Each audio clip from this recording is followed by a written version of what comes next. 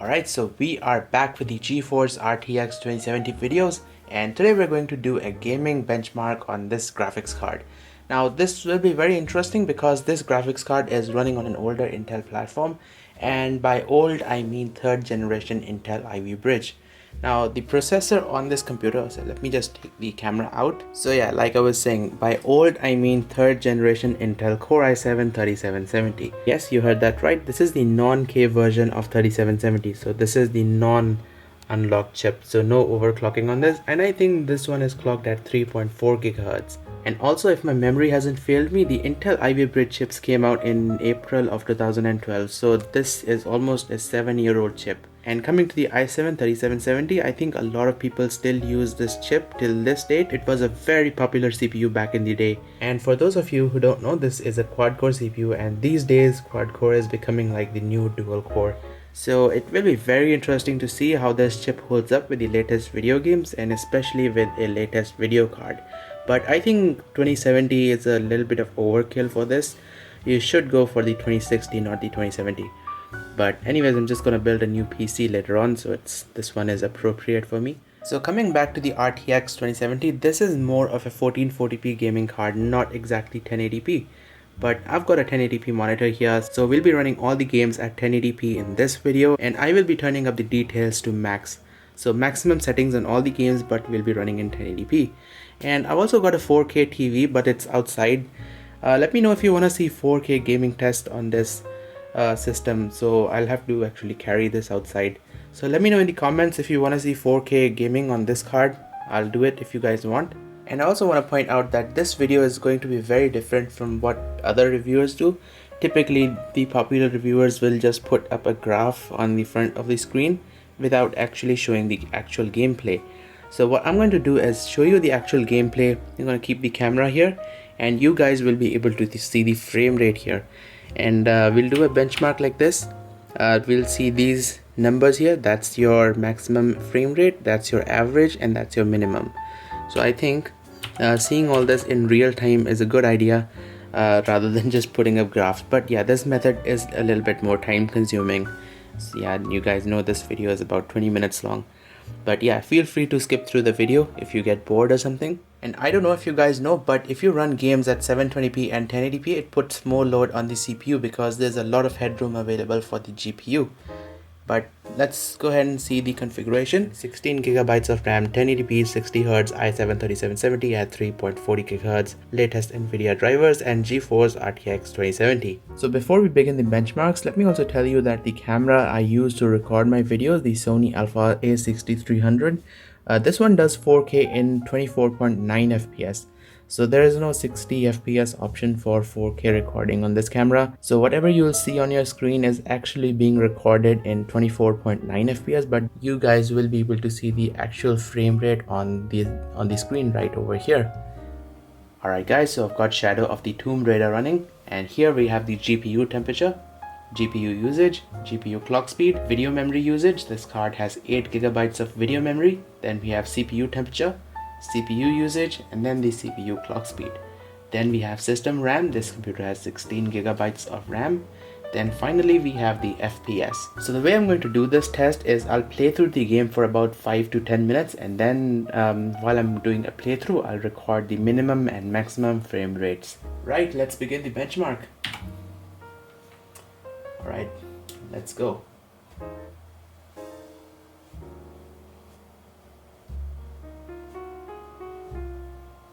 Whoa, look at that.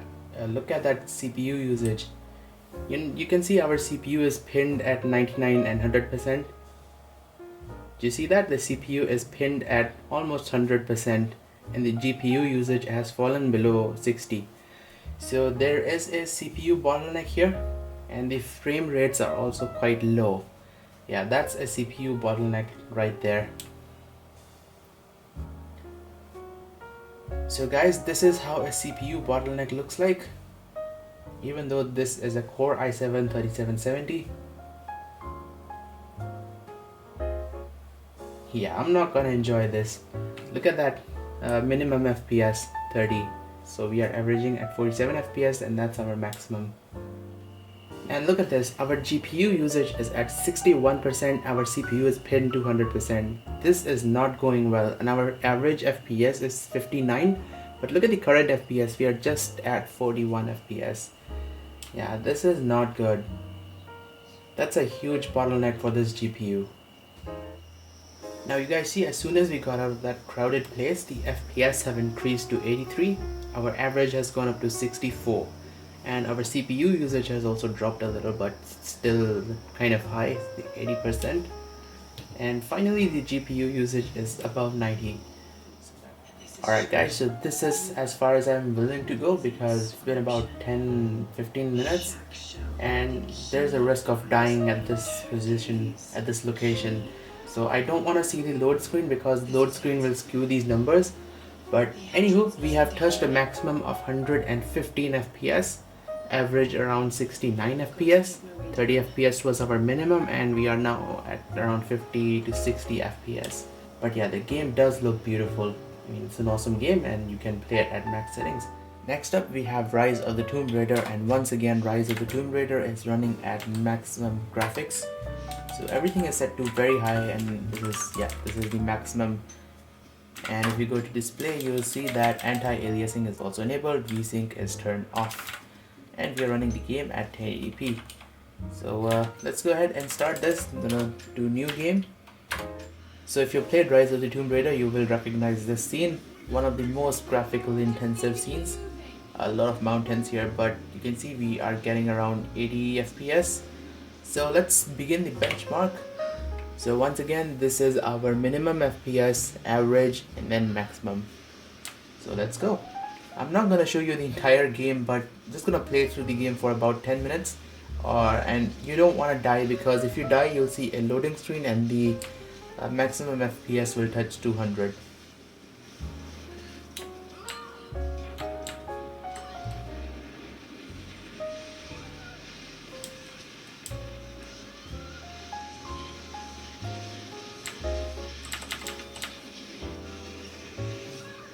Now watch that CPU usage, it's at 100%. Yeah, that's not good. Oh, I have to jump. But that CPU usage is actually quite high, which is kind of lagging the game in between. A little bit of CPU bottleneck, but not too extreme. The game is totally playable. Alright guys, got Doom running, and again this is running in 1080p and maxed out. So let me go to settings, go to video. You can see it's running in 1080p. Yes, anti-aliasing is turned on.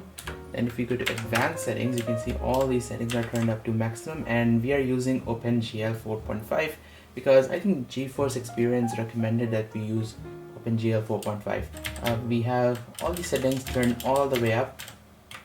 Alright, so let's go ahead and play this, but GPU usage is at 55%, CPU usage is at 83%. So once again, I see a CPU bottleneck here. I think we can crank out more FPS on this game if we had a faster CPU. Let's go ahead and begin the benchmark. Alright guys, can you see the CPU usage? The CPU usage is quite high. I'm just trying to look at this, but yeah, the CPU usage is quite high, and look at the GPU usage. Our GPU is not even being used up to 50% with this game, but the CPU is being maxed out, so we do have another CPU bottleneck on this system.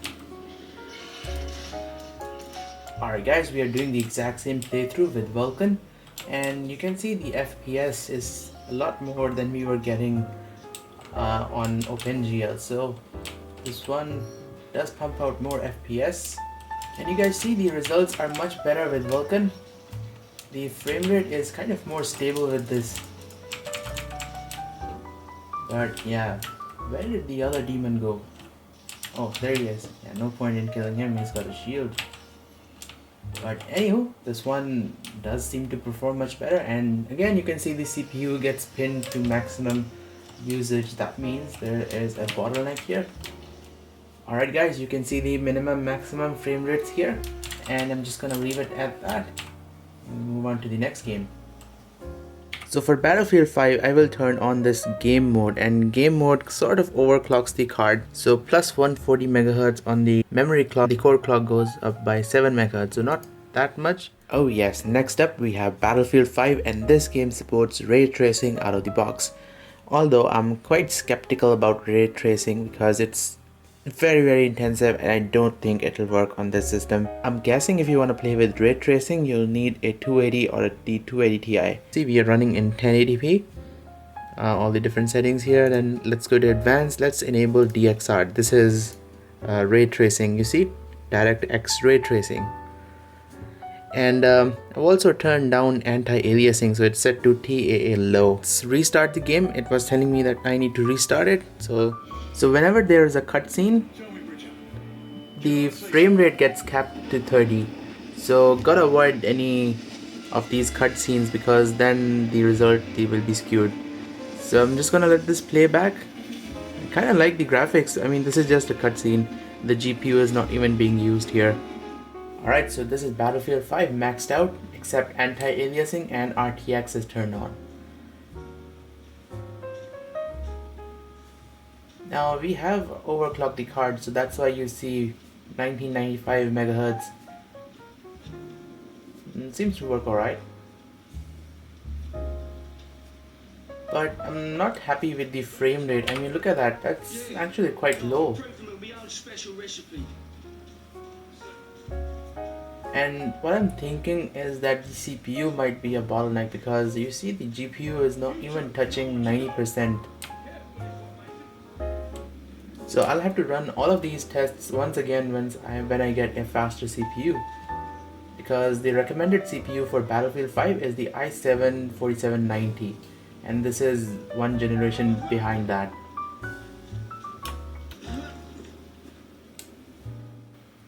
Did you see the frame rate kind of dropped once I started recording, but don't matter. So, concluding thoughts, is the i7-3770 obsolete for this game? Yes. If you want to play in maximum settings, it is indeed obsolete. But I'm guessing if I turn off ray tracing and drop a little bit more settings, it will work fine. Look at that. Wow. It does look good though. So I'm gonna stop recording here. Alright, so I've turned off RTX and there's an immediate improvement in the performance. I mean, yeah, so it was actually RTX which was slowing down the game. But it was strange because the GPU is not even under load. I mean, we are seeing the exact same thing here. The GPU is not even stressed out and we are capping at around 70-77 FPS. So I personally think it's a CPU bottleneck, but we shall see when I get my new desktop PC. Alright guys, so this is Battlefield 1. Let me show you my video settings. So let's go to video. We are running the game in 1080p. Then if we go to advanced, you can see all these settings are set to ultra and GPU memory restriction is set to off. Alright guys, so here we are. Let me begin the benchmarking process. But you can see the CPU is pinned to 99 to 100% and our GPU is under like 50% to 60. So yeah, again, we have a CPU bottleneck here. Okay, so are you guys watching this? Look at the CPU usage and look at the GPU usage. Yeah, that's a bottleneck right there. So if you plan to use a 2070 with an i7-3770, it's a bad idea because your CPU is not capable enough and lead to system bottlenecks like this, because we can easily crank out more FPS in this game if we had a faster CPU. Alright guys, so this is as far as I'm willing to go, but once again you guys saw that the CPU is indeed a bottleneck here. And our GPU is barely stretching its legs. I mean, you can see the usage is not even 60%. Meanwhile, our CPU is pinned at almost 100%.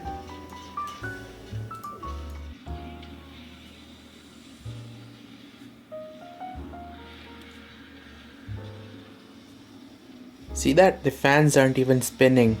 And it's been about 10 minutes since I've been watching this game. And can you see that? The CPU is being maxed out, but the GPU is not even under 40%. is not even being utilized up to 40%. And our minimum frame rate is 49, average 94, and 114 max. And we are getting about 104 FPS here.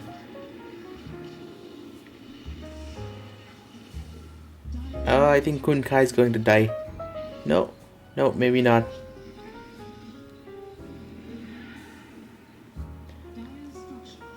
So the thing is, oh, he's gonna die. He's gonna die. Come on. Yeah. But in games like Dota 2, CSGO, Left 4 Dead, the fan does not even spin. I mean, look at that. The game is running maxed out in 1080p, including anti-aliasing is turned on. But I do see a CPU bottleneck here. If we had a faster CPU, we wouldn't even see this 49 FPS. I guess we will have some 200 FPS if we had a faster CPU. But if we go to video,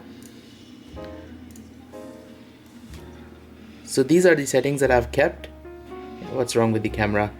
But these are the settings I'm using. Everything is set to max except Vsync, and maximum allowed is 240. So we can get more frame rate out of this if we had a faster CPU. Yeah, this game is a piece of cake for the RTX 2070. Yeah, the fans aren't even spinning. This is crazy. So this is Dota 2 running on an RTX 2070 with a Core i7 3770. So guys, we are running FarCry 4. Let me show you the video settings, but you already know I'm running the maximum settings at 1080p. So let's go to quality settings, and you can see everything is set to max ultra. I mean, turn on anti-aliasing. Alright, so I'm just gonna go ahead and play this, but this one is more balanced. You can see the CPU, well, not really balanced, but yeah, we have more CPU usage than the GPU. So yeah, I'm just gonna play through this game. Let me start the benchmarking process, and away we go. Okay, so I had to restart the benchmark, but this game seems to perform alright. I mean, the problem was when you go inside this door and try to interact with someone, a loading screen appears and this highest FPS just ramps up to 200. That skews your result, but this game is more stable and performs alright. So the question is, can it run Crysis? Well, yes it can. Take a look at this. It's running at 60 FPS. And look at this, the fans aren't even spinning. The fans do spin up briefly, but they shut off because the GPU is barely under any load. So yes, it can run Crysis. And this is running in ultra settings. So if you go to options, graphics, system spec, ultra, options, advanced graphics, you see everything is set to ultra. So maximum possible settings in Crysis. Now I'm gonna turn off Vsync and see how much FPS we get. So guys, with Vsync turned off in Crysis, we get an average FPS of 108, 171 max, and a low of 73. And they're just shooting me now. So yes, can this graphics card run Crysis maxed out at 60 FPS? Yes, it can. We are running Hitman 2, and I haven't even started the benchmark, but I can tell that there is a CPU bottleneck here. Look at the GPU usage, it's like 60%, but the CPU is being used up to 86%. But we are getting decent frame rate, 80 FPS. Now look at this, in this crowded area, the CPU usage is like almost 100%, the GPU usage has dropped down to 61. But yeah, we are averaging 79, 78 FPS. 50 is our lowest, and the highest we've got is 142. Not bad. So guys, we are running Wolfenstein New Order, and this game is working quite well. Everything is maxed out as always. So advanced options, you can see everything is maxed out, and yes, high is maxed out on this. And let's go back here, and then we are running the game in 1080p and Vsync is disabled. And the game works quite well. I'll put the camera on the tripod and then we'll do the benchmark. Okay, so I restarted the game, and this is a little weird because the frame rate is not going above 60 and Vsync is actually turned off, so I'm not sure why is this thing happening. Vsync is disabled, but we are capped at 60 for some reason. You see, it's not going above 60 no matter what happens. I actually thought Vsync was turned on, but it's not. But there's a lot of screen tearing. I mean, I'd say that the game is sort of unplayable, but did you see that? That's called screen tearing, and I'm just gonna enable Vsync because it's not going above 60 anyways. So Fi. Yep, that's gone. It's much better now. So let's begin the benchmark and see how the game performs. Let's see if the game dips below 60. So we are running this game at 1080p, maximum settings, everything is turned up. Let's see how it goes.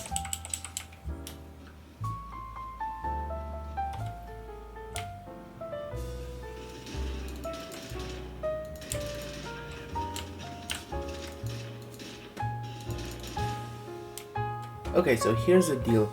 Watch the CPU usage as I play the game. Now sometimes the CPU usage gets maxed out, but you see, our GPU is like at 44%. So it's not actually a bottleneck because we are getting consistent 60 FPS. So there's nothing wrong with the gameplay, everything is nice and smooth, but yeah, just keep that in mind that the CPU is kind of maxing out here. Alright guys, that's it for Wolfenstein New Order. This game works perfectly fine on this configuration and it's actually working quite well. But you see, as soon as I move my mouse, the CPU usage goes up. But yeah, no problems. The game is working perfectly fine. And we are sustaining 60 FPS, solid, no problem, without any lags. And yeah, I have to turn on Vsync for this game. The way the screen tearing was just too much to play this. And the weird thing was, if you turn off Vsync, the frame rate is still capped to 60. Yeah, this game works fine, and look at that, the GPU fan shut off. So there's still a lot more headroom available for the GPU to run this game. I think we'll test this game out in 4K. I think 4K maxed out should run without any problem. Alright guys, this brings us to the end of this video. I hope you've enjoyed, and most importantly, I hope this gives you an idea on how the 3770 has aged throughout all these years. And honestly, I think it's a fairly capable chip even today. If you had the Core i7 3770K, you can overclock it and potentially get a little bit more life out of it. But in my opinion, if you have the 3770K, keep it for a year or two and just wait out for the 10th generation Intel Core i7 processors. All you have to do is sacrifice a little bit of frame rate.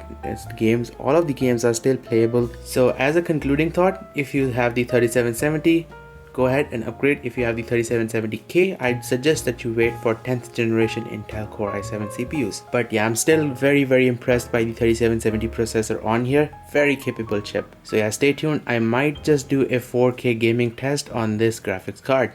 So thank you for watching. Do stay tuned for more videos like these, and I will see you guys next time.